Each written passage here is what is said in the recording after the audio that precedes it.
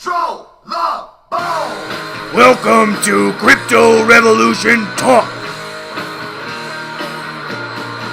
Not me.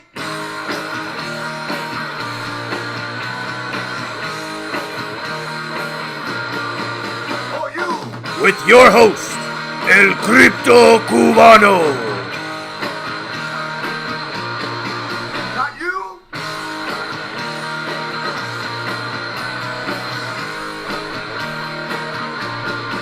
Then who?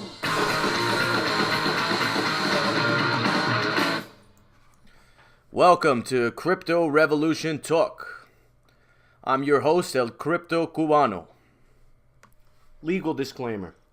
This is not financial advice. We are simply a podcast that voices opinions and news pertaining to the cryptocurrency market. This is a financial revolution. We the people are all in it together as one community. So just a quick background of myself. I'm a proud Navy veteran, proud husband and father, proud American. I have a 15-year background in logistics, specifically ground transportation and the maritime industry.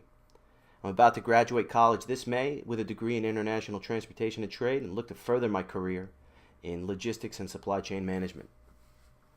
So I want to start out with a simple question that I hear on a daily basis.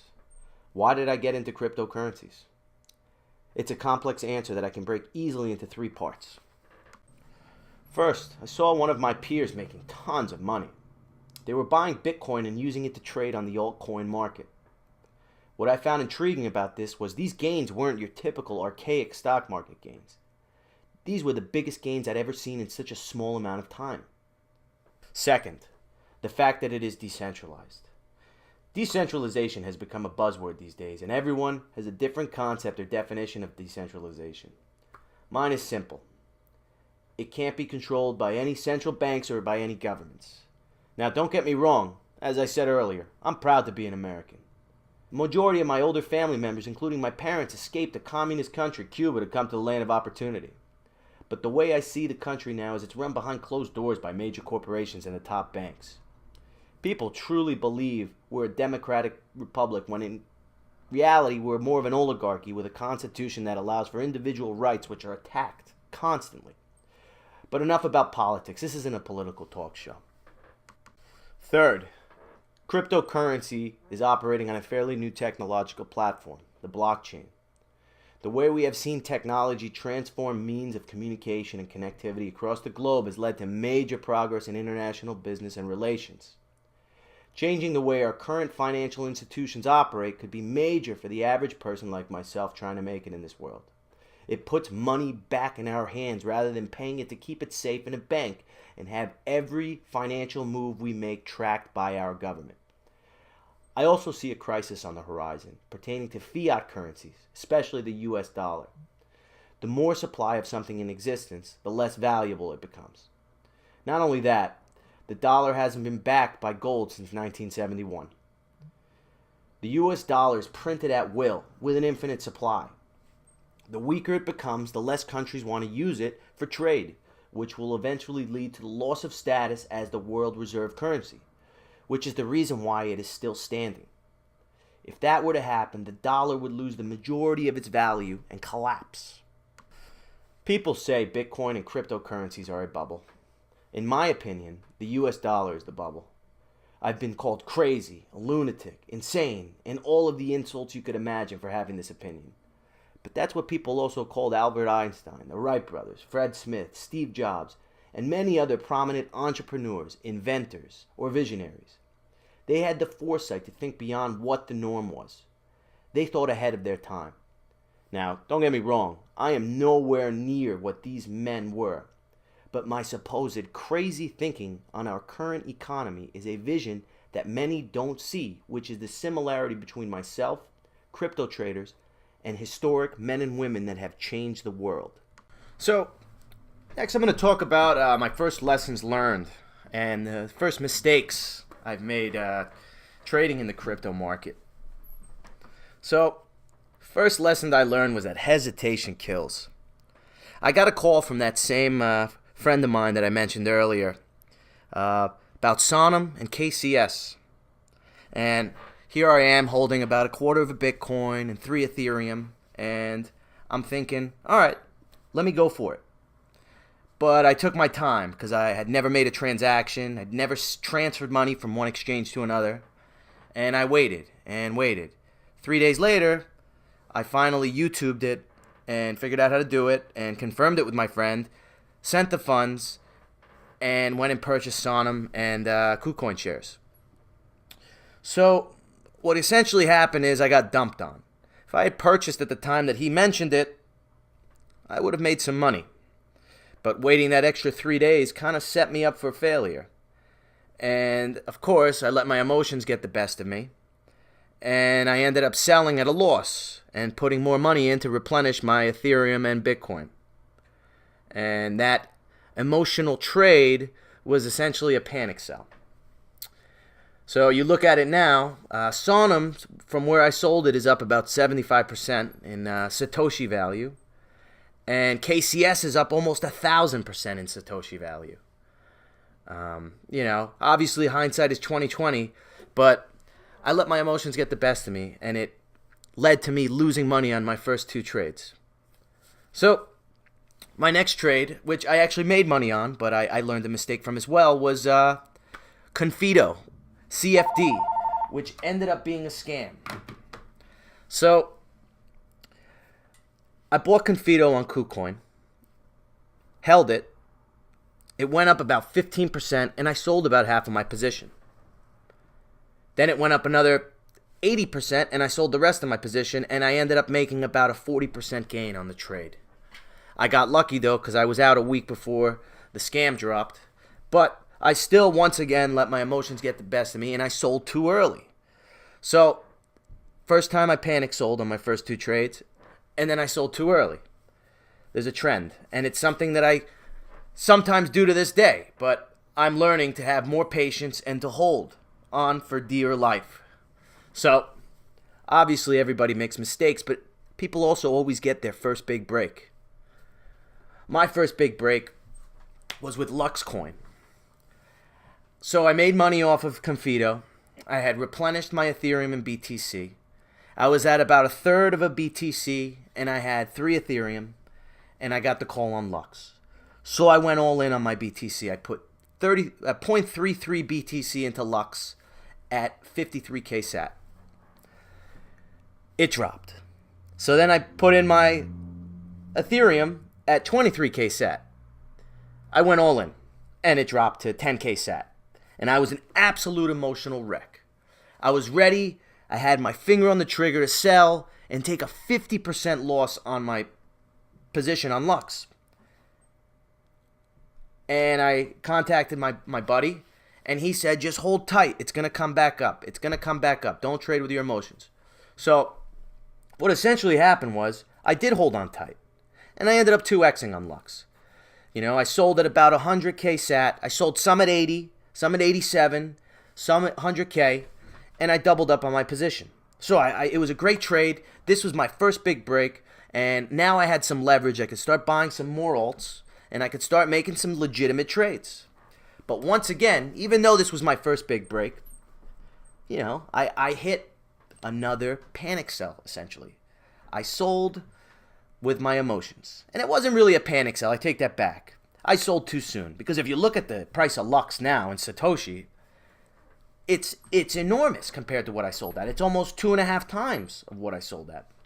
Or 2.25 times, whatever it may be. So, just remember, for the new guys out there, don't trade with your emotions. When you trade with your emotions, you're either going to lose out on gains or you're going to lose out, period. I've done it. I've learned from it. And now I've got long-term holding positions that I'm staying firm. Even after this most recent crash, I'm staying on it. I mean, my portfolio dropped 40%.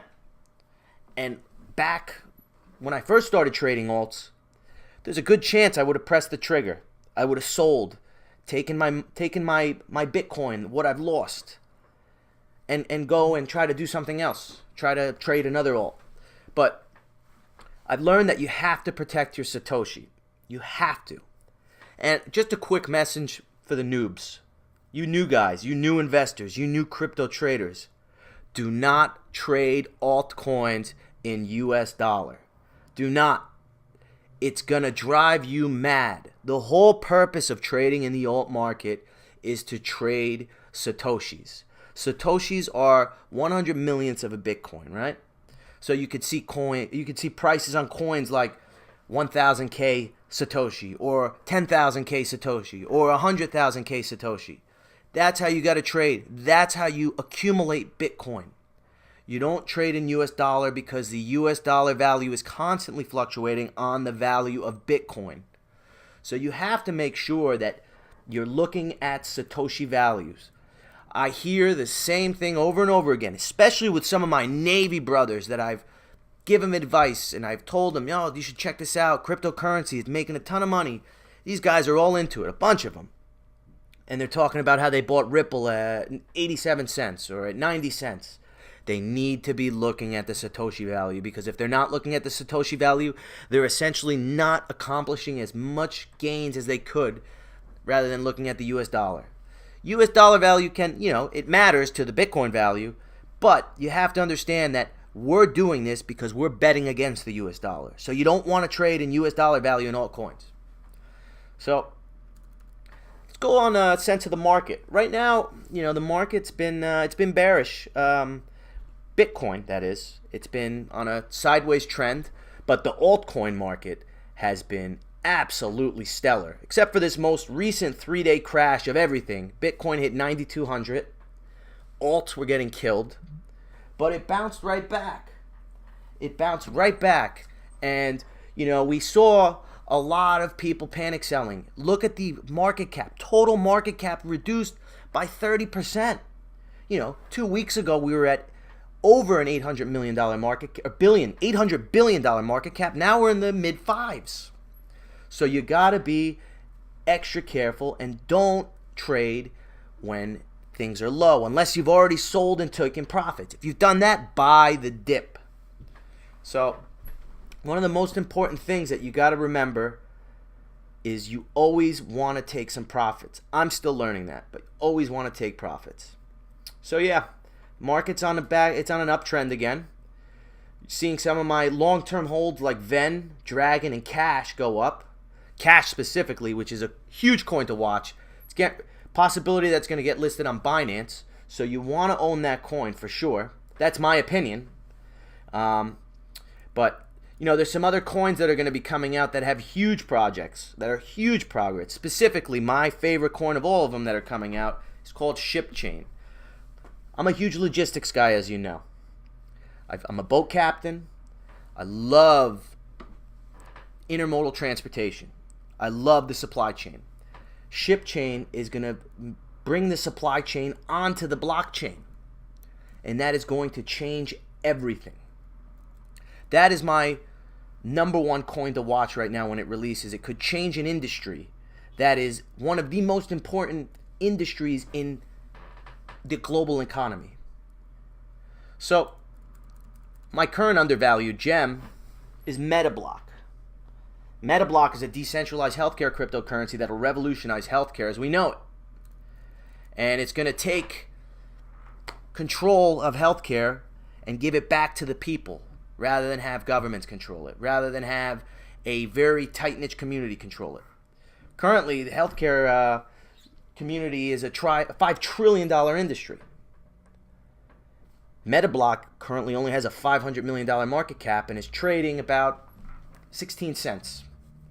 So, multiply that by 10, make that a $5 billion market cap. That's a 1% of 5 trillion, and you're looking at a 10 times gain. So I'm big on MetaBlock, and that's a long-term hold for me. My initial position from that is still bleeding, but I am definitely going to hold on to that one for sure. So I just want to put out some crypto personalities to follow on Twitter. For you new investors, it's very important that you have a Twitter account and listen and observe and soak in what a lot of these expert crypto analysts and traders are putting out there. A lot of them have private Telegram groups. A lot of them have private paid groups. These guys all know what they're talking about, and these are the guys that I'm following. The three that I specifically follow are Korean Jew, who is my original guy to follow, Crypto Gat, and then another guy named Crypto Dimidici.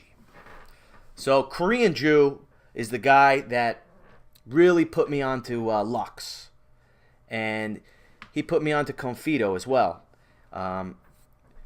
He's helped me make money, and he's helped me make a legitimate push towards making a lot of Bitcoin. And same to Crypto Gat. Crypto Gat has made some great calls, which I hesitated on at first, like Dragon Chain. I bought Dragon Chain at 1500K sat. I saw it when he made his call at 9500K sat. I bought it at 15,000K sat, and he made the call, and I saw it around 9,000. He probably made the call when it was earlier, but I hesitated. So I bought it at 15,000K sat, and I'm almost double my position. So he's another guy you should really keep an eye on. Now, Crypto Dimidici, this guy really doesn't give any calls. He's more of like you could tell he's like an old dog. He's been trading for a while. He gives a lot of wisdom. He has a lot of knowledge. He's always putting out these innuendos and saying things. And it's stuff that I can relate with. It's stuff about panic selling and trading with emotions. And I constantly see his tweets. And I constantly, analyze them. And I look at what he's meaning, what he's trying to say. And I try to use that and inform my trading style and my trading strategy. So these three guys definitely kind of built me up. I use their inputs that I see on Twitter and through their private Telegram groups, and I've used that, and I've formed a trading strategy with long-term holds, mid-term holds, and it's really set me up. And my portfolio is still not big compared to probably what some of these guys have, but 600% gains is great compared to struggling with a quarter of a Bitcoin and 3 Ethereum. So I'm going to list a bunch of guys that you should follow. All of these guys are solid. As I said, Korean Jew, Crypto Gat, and Crypto Dimidici. But you also got Crypto Bully, Shillman, Crypto Rand, Bitcoin Bravado, Ian Bellina, 21 Cryptos, which is a magazine that I've started to purchase and use and read. And it's a fantastic magazine. There's a couple guys, I used to follow John McAfee and this guy Marquise Trill. They both have millions of followers. And I've noticed that, some of their calls were good. But I also noticed with Verge that they both put out a tweet to dump. Specifically Marquise Trill. And then at 3 hours later, he came out and said that his account got hacked. I don't like that. I just feel like that's a scam. Those guys definitely, they've made some great calls and they're big in the community, but I just get a taste of scam inside of them. But by all means, follow them. They put out good information, but I'd rather follow the guys that I mentioned at first. So another thing that you need to avoid is taking any sort of advice or listening to what the mainstream media has to say. They do nothing but spread FUD. For you noobs, FUD is fear and uncertainty and doubt about the market. Channels like CNBC, MSNBC, CNN, Fox Business, you name them.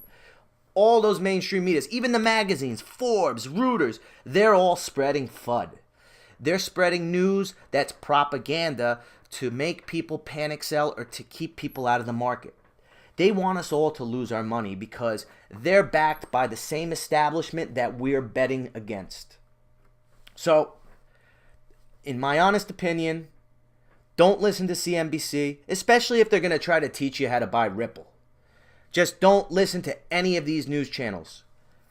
So, my final thoughts on the crypto market and predictions.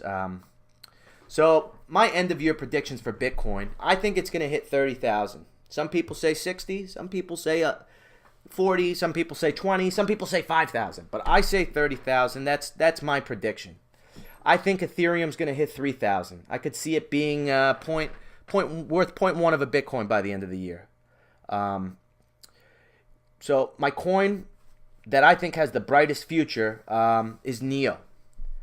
NEO, I believe, will be worth $1,000 by the end of the year, and that's we're talking U.S. dollar value here.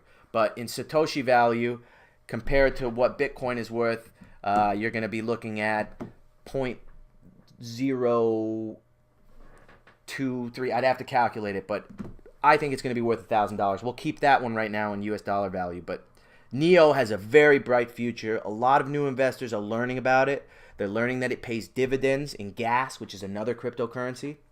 So I expect that coin to continue to take off. And I'll give you an example of another mistake I made. I owned NEO. I didn't have a huge position, but I owned NEO. And I 2x'd and I got out. I'm not happy that I got out because now NEO is 3 times more expensive than it was when I sold it. So you got to understand that those things happen, but just forget about it. Move on. Another trade I learned from. There's a very bright future in cryptocurrency. I believe that cryptocurrency, decentralization, is going to lead to a lot of new things, a lot of possibilities, and a very bright future for anybody that's holding them.